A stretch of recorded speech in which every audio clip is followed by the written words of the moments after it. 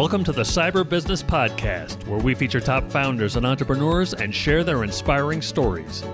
Now, let's get started with the show.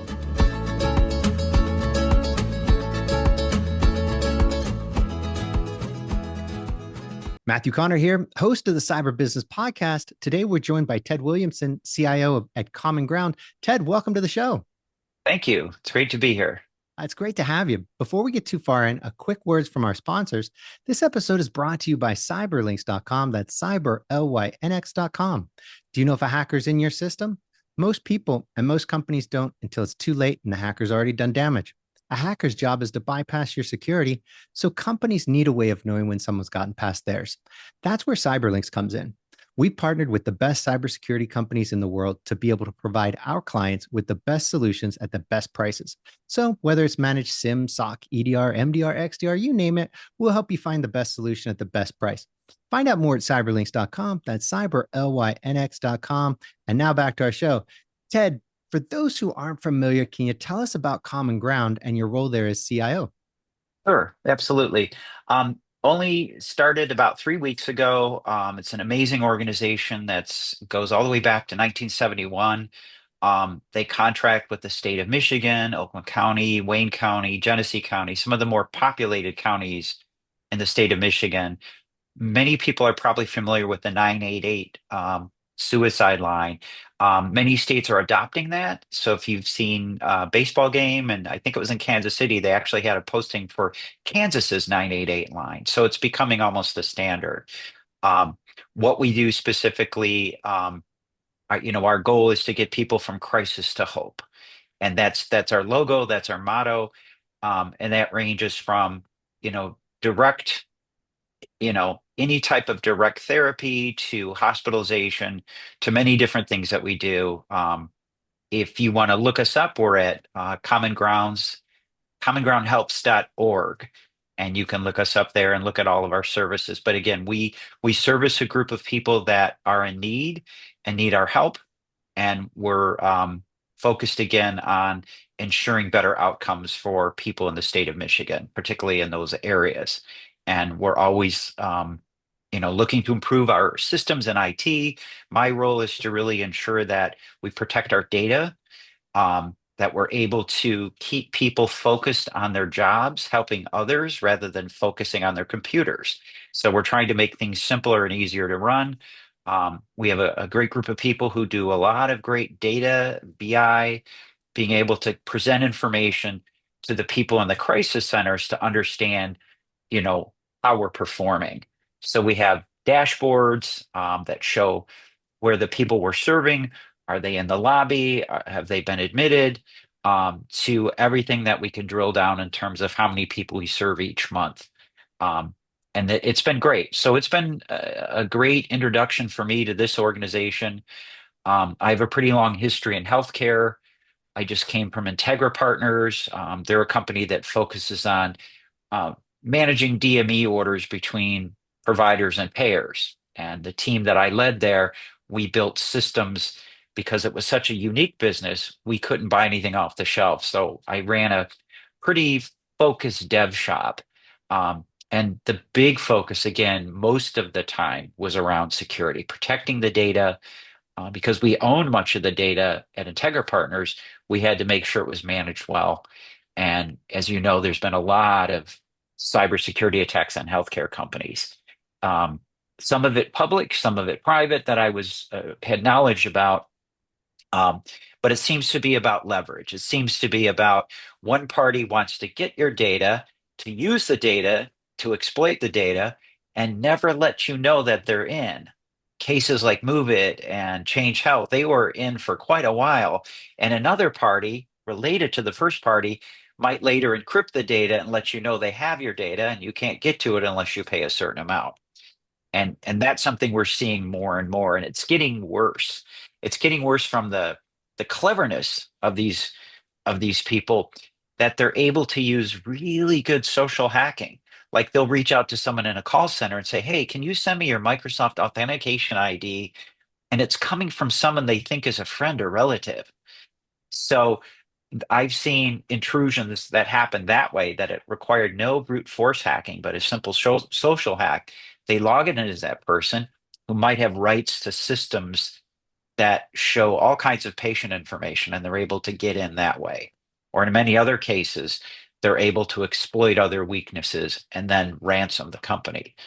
So this has been an interesting, you know, I would say the last 5 years, we've seen the level of sophistication in the attacks increase exponentially.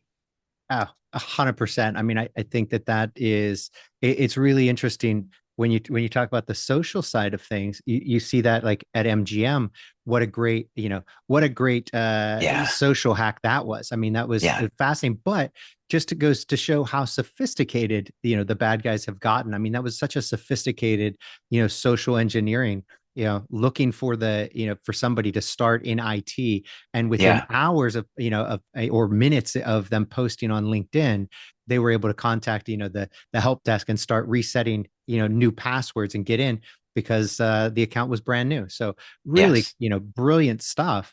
And so I think the real challenge becomes, you've got a company like MGM that has more money than God. They've got plenty of money. They spend their money on security, and even when they get compromised, now, I mean, that's, I think, a bit of a warning sign to everybody, that how is a more modest organization with more modest, financial means, how do they go about defending Oh, yeah. themselves, right? If the big guys can't, now, mind you, they're a bigger target, but Yes. and so they're gonna attract more sophisticated methods and actors. But to your point, which I thought was brilliant, was the in healthcare, it's about leverage, because now you're leveraging that private health information that organization has a duty to protect and wants to get back. And so now there's that, on top of the fact that now it's human health. I mean, it is that, Yeah. in many cases people have died, or in some cases people have died because of these hacks, which is horrible. So now they're leveraging actual health, not just health information. So you're in a really unique position where you've spent a lot of time in that field. I'm going to say what's the answer, because that's challenging, because I'm not sure there is an answer. But what do you do to combat that? How does, when you're in that space where you're attracting you're kind of holding the lightning rod of, and attracting attention, what's your focus, and how do you go about defending against these kind of advanced threats? Yeah. So the first thing is information, is understanding the type of threats, and then a level beyond that, not just currently, but what's going on in the future. And that's having, people on your team that you trust. Um, there was my security director at Integra Partners was constantly going to training. I took a 9-week class at MIT in AI, and it was around building applications. It was really understanding what the future holds for healthcare. But later I started to realize this is really going to impact security a lot. And so I sent David to the MIT class for specifically around AI and security. And it was frightening how things in the past, a brute force attack where they're trying to get a password, where they might try and generate a password every, 1,000 a second or so. Now it's millions per millisecond with AI. It's the ability to create deep fakes, automated phishing, and really craft, as we talked about earlier, those sophisticated social engineering campaigns. I a week after I started at my previous company, I got a text from the CEO asking me really politely to buy cards, gift cards. And I realized it was too sincere. I go, no, that's not him. There's no way he wrote that. And sure enough, you dive a few levels deep, you look at the email or the phone number, and it wasn't his. The problem is so many people jump on that and say, oh my gosh, I need to do this. I need to buy those cards. And I think people are getting better at understanding what phishing is. And phishing was sort of 3 to 5 years ago was pretty heavy. Now it's gotten much more difficult. And I think the attacks have moved to MFA, to multi-factor authentication. They're hijacking sessions.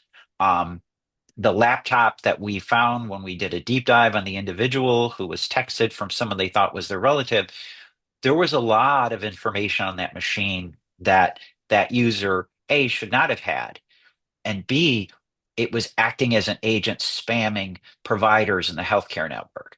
So it's interesting as much as you turn on encryption, whether it's, you know, BitLocker or, you know, File Vault, any of those tools, those are great. But once they're in and they've got your password, you know, as much as you do MFA, you're using Duo or other tools, which are great, by the way, there's always a way around that. And it's moving ahead of what's going on. So information is important. Having a really good team, whether if you're a larger company, your CISO better be ahead of these things, and they better have a really good staff of people. And we no longer live in the world of DevOps, it's DevSecOps. So as devs are building applications, especially even in areas they thought were safe, like Kubernetes, which is still an excellent place to store an application, there's still sophisticated attacks even on those. So as your developers build applications, they should work closely with security developers to understand, hey, you're putting a vulnerability in this just in your initial code. And then look for ways that, you know, security becomes part of a culture. It's just the number one thing that everyone thinks about. It's not a once a year test I have to take because a lot of companies do this for their compliance. It's really things like this, discussions that professionals have that they record and send out to their organizations, and not just within IT, but the entire company. Yeah. Um, and make it interesting and innovative because we're in this TikTok generation. So if you can put a really good 30-second video together as an IT security professional that rings a lot of bells in your company in terms of, yeah, I should be careful of this, I think that's a win. But I think it's also our job to ensure that we build a shield around our company's perimeter, whether it's in the cloud or on-prem, that you have what what you believe is a pretty solid foundation, and then you work on any of the perimeter things that start to weaken in those foundations as technology changes. And we've seen that with many different large organizations with large hacks that people thought they were safe, but one person had remote control software running and they said, hey, IT, is it okay if I do this? Or years ago, when an automotive plant had a huge attack and they cleaned it up, and someone came in and they plugged in a laptop and it started it all over again. And after that, Microsoft had a really good perimeter defense for people before they even get an IP address. So Yeah. we make these changes and we evolve, but I think the millions, the tens of millions of dollars that a lot of these agents are getting from illegal acts, it keeps them about a half step ahead of what we can do to protect ourselves. So it's hard being in this role, getting a good night's sleep when you start to read things that are going on, but it's really important to stay ahead of things and not bury your head in the sand and say, well, they won't attack us. We're too small of a company. Yeah. No, I think you're right. I think, helping everybody understand that this is an ongoing fight, that there is no victory, right? That Right. every day is a battle, and every day that you keep the bad guys out is a victory, but there's no solving it. There is no answer to it. It is, it's I think embracing the culture of security, everybody being security minded and being kind of very vigilant about what they do, and what is this a legitimate email. Be careful of what they click on, careful of emails they send, people they talk to. I think moving forward, going from the old phishing routes to the new technologies, I think we're going to see, going back to your example of the CEO sending you a text about the gift cards.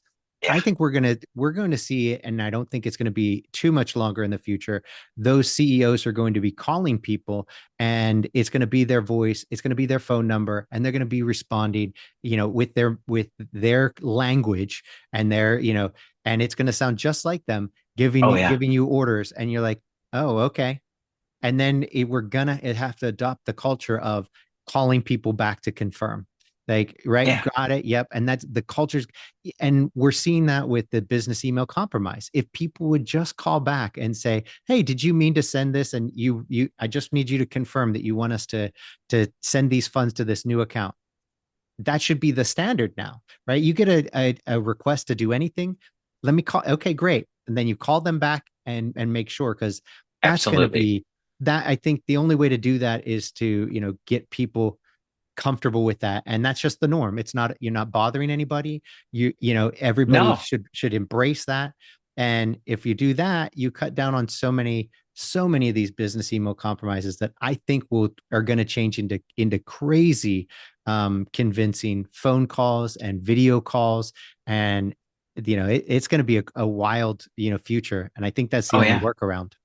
It really is. And it's like one of those bad spy movies where you call someone and say, "Tell me something that only you know about me." Yes. And we're going to get to that level. But again, this sort of thing is becoming normal, and it's okay to double check. I have a really good relationship with Salesforce and the account rep. Every year there was a renewal, and about a week before the normal email for the renewal, I got an email with a link to renew it, and it wasn't from my sales rep. And I had his mobile number. I called him directly, and we had a good laugh about it.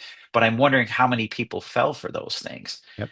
So it's frightening. So it's not just the little guys or little companies. They're doing a great job of producing logos and emails or text messages that's the same logo that your software vendor uses. Yeah, no, it's impressive. Now, you were talking before about, how you had your DevOps team, and you mentioned AI, and I'm kind of curious, when you combine those two, where do you see AI, kind of playing out in the security aspect of development? So is this something where it's just going to be a kind of a force multiplier to help developers develop faster, and the security developers to kind of double check their work and come up with new ideas? Yes. Or do you Mhm. see it being more of a replacement at some point, where it's like, yeah, we're not going to really be coding, we're not going to really be doing security, because the AI is going to do a better job? Yeah, I think I think that sells a lot of content when people think that's the case. I think the prior case you mentioned, I've hired some of the best developers in the business. I've worked with them going all the way back to my career at Microsoft. Um, in my previous employment, a gentleman named Alex. I don't think any AI could ever replace him. He's like, certified genius.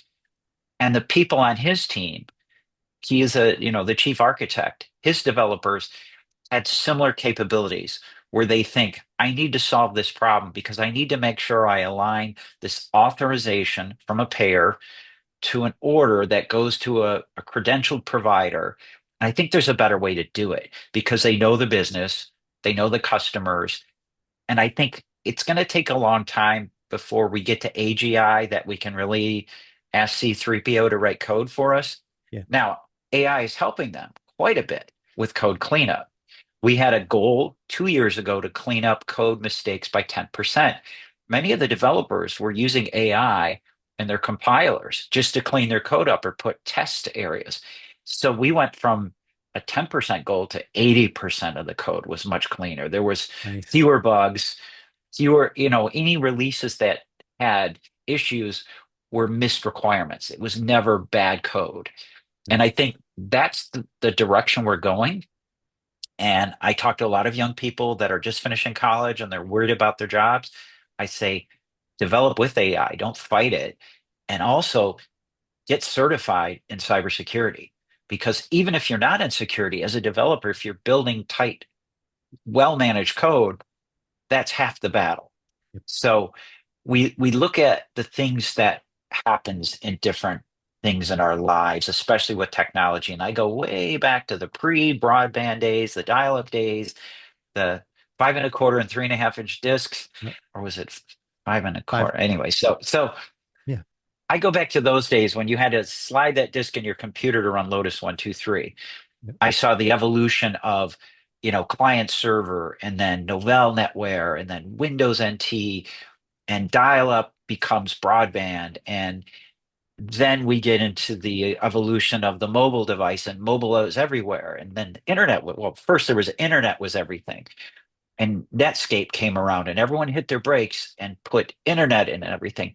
AI is really no different than this. It's how we adapt to that. It's not fighting it. This class that I took, we didn't do deep dive application development, but as a leader, I got to understand a lot more about, especially around agentic technologies.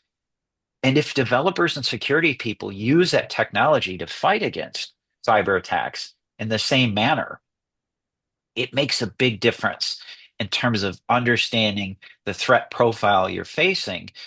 And you start to think like the hackers, only I'm building up my wall to try to prevent them from getting in. So it becomes something that, yes, it's a great buzzword. It sells a lot of press, a lot of clicks. Um, but the fact of the matter is, it still has a long way to go. Um, However, the evolution continues at a greater pace. Um, there's not as many, I think they call them hallucinations. Now they call them cancers within AI, that you ask it for an answer and it gives you the complete opposite answer. Not even slightly wrong, just 100% wrong. So it's getting better. I work with a lot of the AI tools, and each of them get better and better, and new releases aren't just coming out monthly, they're coming out weekly. Yeah. And it's frighteningly fast. And I do use tools, LLM tools, GPT tools, to help me just take a bunch of ideas and put together a slideshow or something that I just would have spent hours crafting. Um, and I see developers writing excellent tools that work as a first level of customer support. Some of these agentic tools are way better than these chat bots that were around 10 or 15 years ago. Much, much better. Yeah. But I don't see it replacing a call center with, especially like we're using with the state of Michigan with the Right. 988 line. That you need a therapist on the other end of that line. You need a counselor. You need someone in the trenches to talk to people. So I think AI helps us with a lot of tasks. It's helping the bad guys with hacking. Um, but I don't see it as a replacement for an IT developer, especially someone writing code. Yeah. No, I couldn't agree with you more. I think it is exactly that.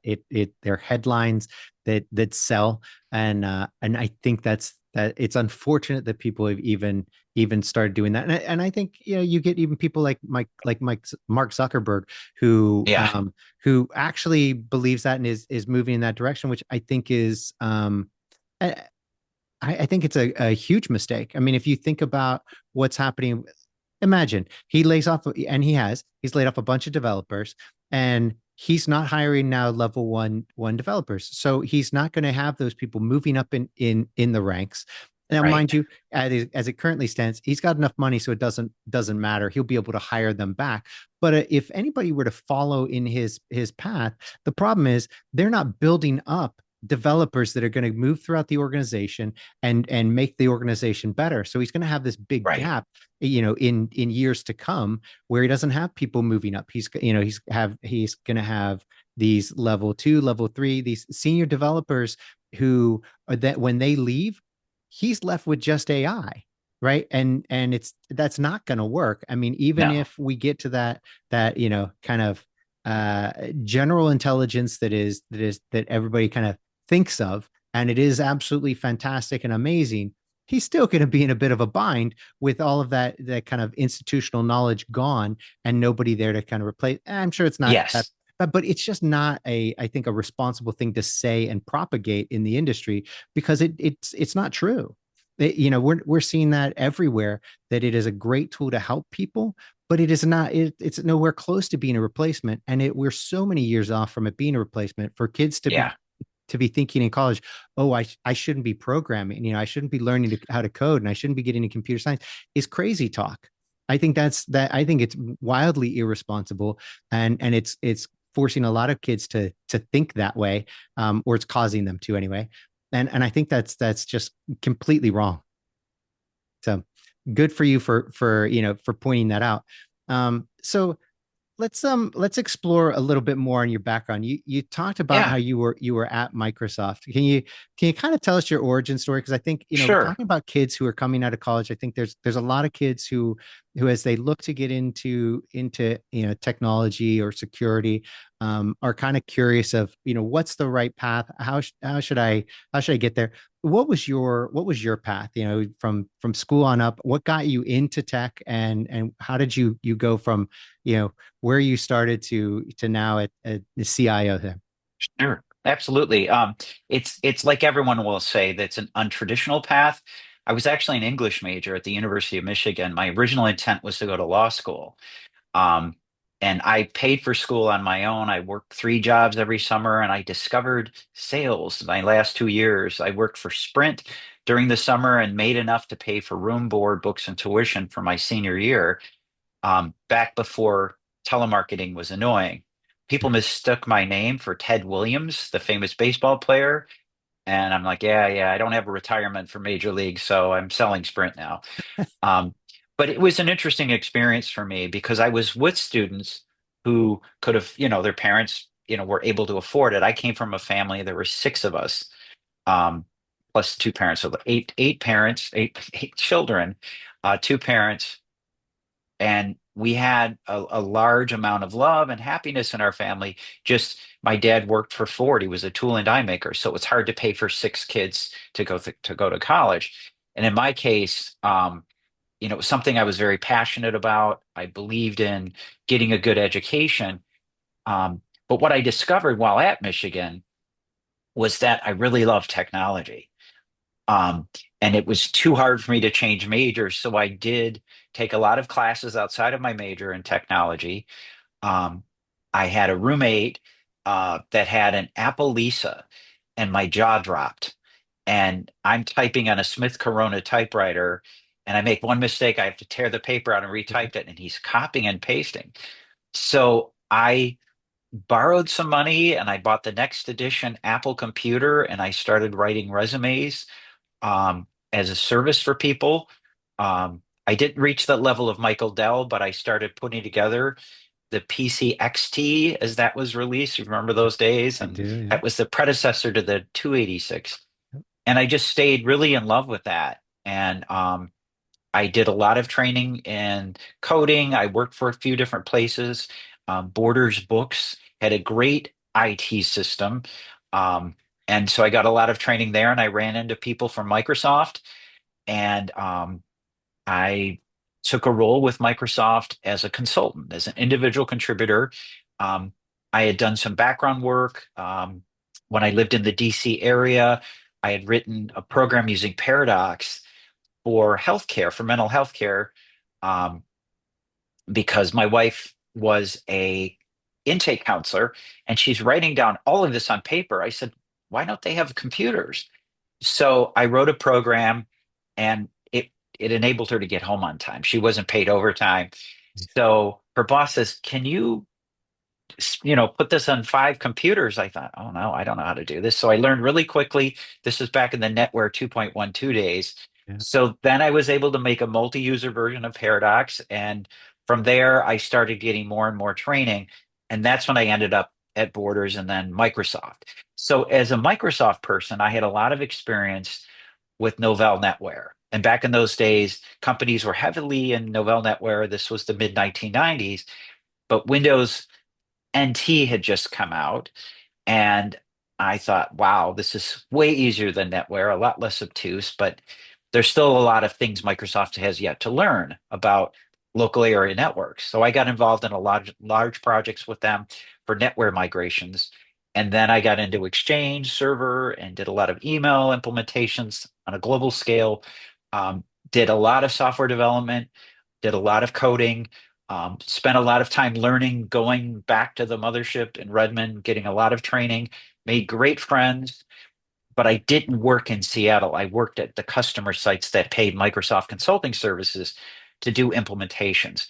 Eventually, I became the director of global consulting, and I had the top 40 companies in the world. I was responsible for 7 of them, and people on my team had the rest. So I had, you know, face-to-face customer meetings and learned a lot about how to do competitive discussions with customers who were using Lotus Notes, if you remember those days, Yep. converting them to Exchange or WebSphere.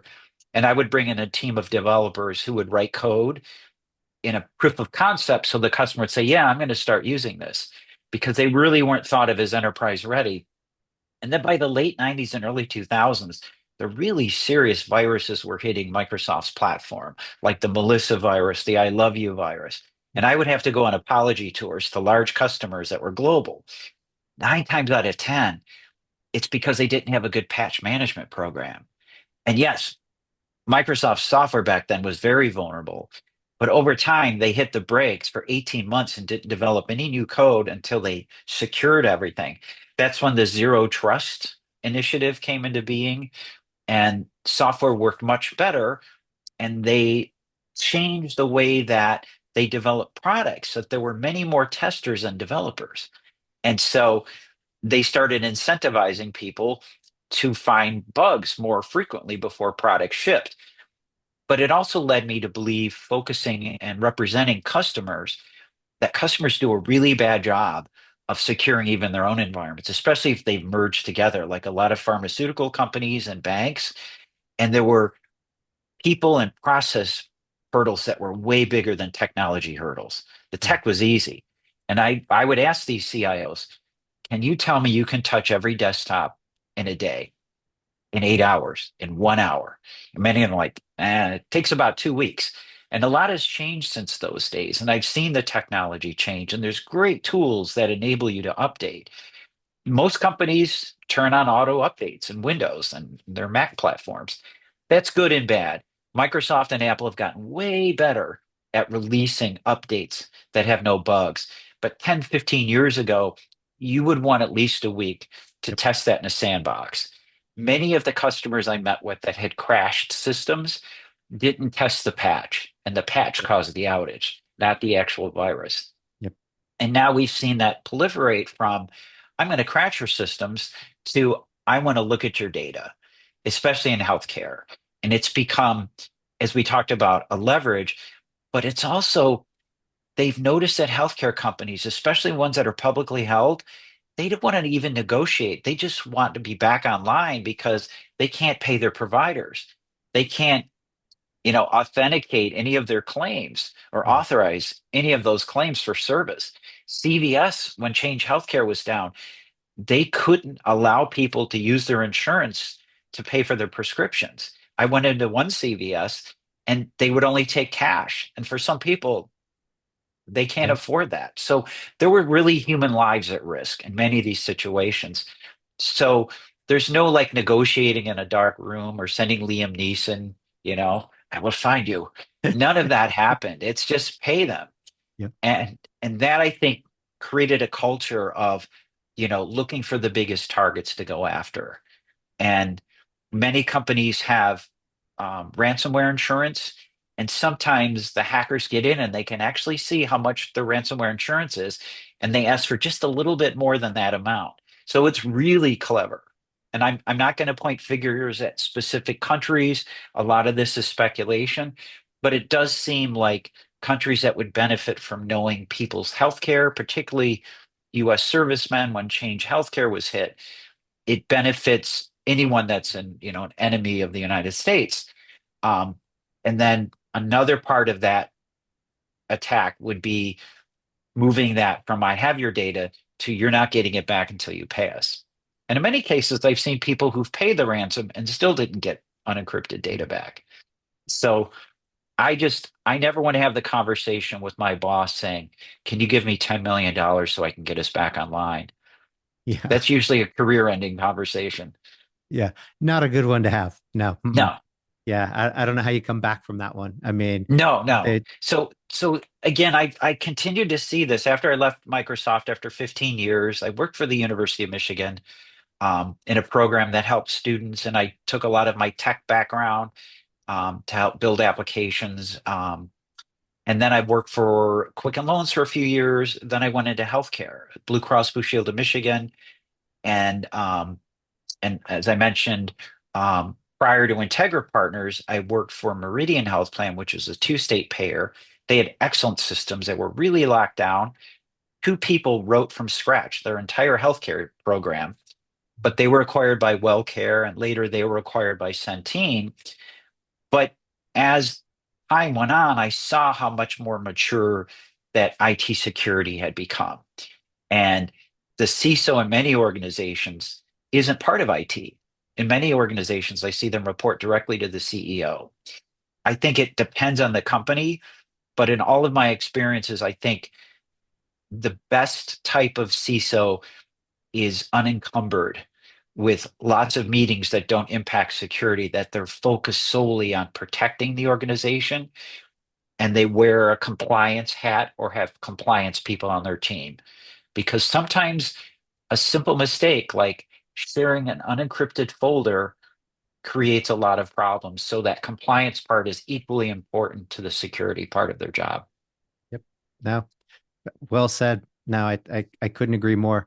And it is a shame that there isn't a Liam Neeson type out there who who works for the good guys, and once they get hacked, they go out and find the bad guys. That'd be really cool. Makes for a Oh good yeah, movie. yeah. It's someone undercover going in and you know getting into those bad guys groups and finding out. But I don't know. I think some of the people paying these hackers are pretty unscrupulous, so I wouldn't want to. I Yeah. wouldn't meet them in a dark alley. That's exactly right. Well, Ted, this has been an absolute pleasure having you on. I can't thank you enough for joining us and sharing so much great info with us. But before we go, can you tell everybody else, or tell everybody where they can find out more about you and more about Common Ground? Well, I don't have a huge internet presence for many reasons, just because of the fact that people's identities get stolen. But again, as I mentioned earlier, it's commongroundhelps.org is our site. You can, like I said, you can find me on LinkedIn as well. Be happy to talk about security, and this is something have a huge passion about. And I'd be happy to spend time, have lunch with someone if they ever have questions about security. This is something that I'm really passionate about. Fantastic. Well, thanks again, Ted. And until next time. All right. Thank you.